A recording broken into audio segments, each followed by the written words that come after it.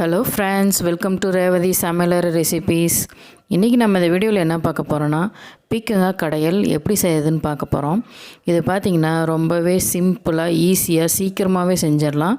அதோட ரொம்ப டேஸ்ட்டாகவும் இருக்கும். இதை செய்யறதுக்குன்னு பார்த்திங்கன்னா அதிகமான பொருள் தேவைப்படாது. நம்ம சீக்கிரமாகவும் செஞ்சு முடிச்சிடலாம். அதோட ரொம்ப டேஸ்ட்டாகவும் இருக்கும். நான் எப்படி செஞ்சுருக்கேனோ அது போல் நீங்களும் செஞ்சு ட்ரை பண்ணி பாருங்கள். உங்களுக்கு கண்டிப்பாக ரொம்ப பிடிக்கும். இது எப்படி செய்யுதுன்னு பார்க்கலாம். வாங்க வீடியோக்குள்ளே போகலாம். அதுக்கு முன்னாடி என் சேனலை சப்ஸ்கிரைப் பண்ணாதவங்க சப்ஸ்கிரைப் பண்ணிக்கோங்க. மறக்காமல் பக்கத்தில் இருக்க பெல் பட்டனை கிளிக் பண்ணிக்கோங்க. அப்போ தான் நான் போடுற வீடியோ உடனே உங்களுக்கு வரும். இது செய்யறதுக்காக அடுப்பில் கடாய் வச்சுருக்கேன். இது பார்த்திங்கன்னா நல்லா குழியான கடாயாக இருக்கும்.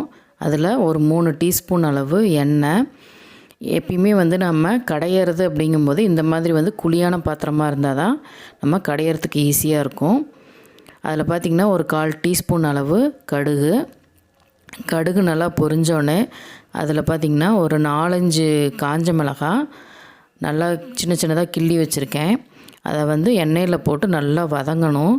அந்த வரமிளகாவோட காரம்லாம் அந்த எண்ணெயில் இறங்கணும்.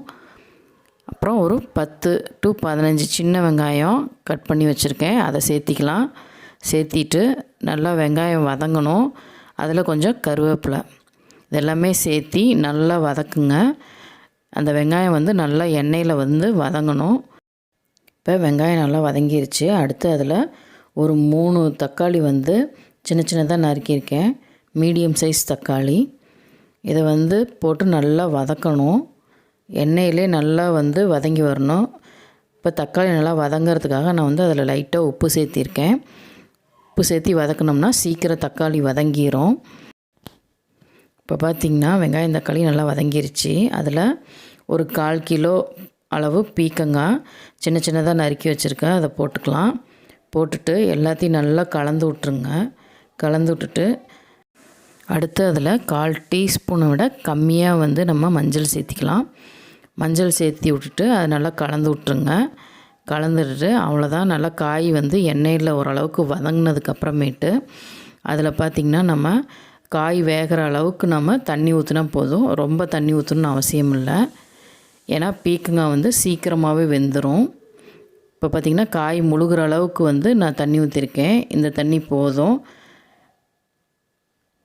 நல்லா கலந்து விட்டுட்டு நம்ம ஒரு தட்டு போட்டு நம்ம மூடி வச்சிடலாம். இப்போ இது ஒரு 10 நிமிஷம் கொதிச்சா போதும், காய் வெந்துடும்.